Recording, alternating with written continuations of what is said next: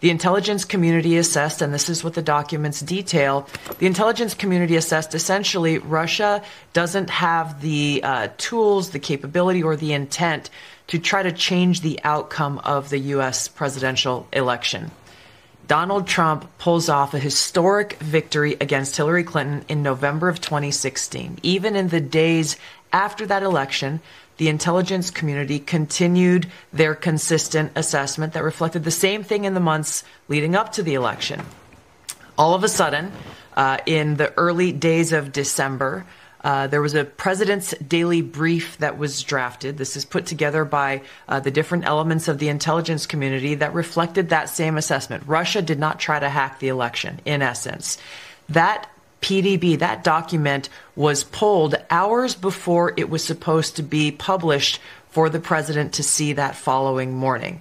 That document was never published until we released it yesterday.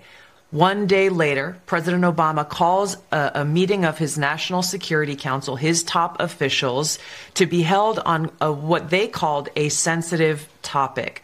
And the results of that meeting, which we released yesterday, and these over 100 documents that talk about in detail how President Obama and his team, he directed a manufactured piece of intelligence that detailed not if, but how Russia tried to influence the outcome of the United States election that President Trump won in November of 2016.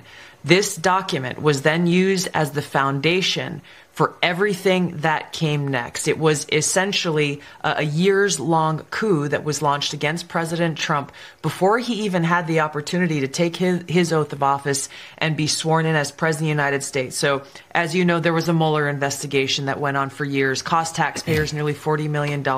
There were 2 congressional impeachments.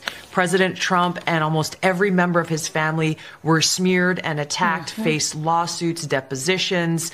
High-level officials were investigated, some were arrested and put in jail. The list goes on and on about the ramifications of this, but foundational to it all was the fact that we had in President Obama and his leadership team people who did not want to accept the will of the American people in electing Donald Trump in 2016, and therefore cooked up this treasonous conspiracy to, again, try to effectively, and they did effectively, launch a years-long coup against the sitting president of the United States.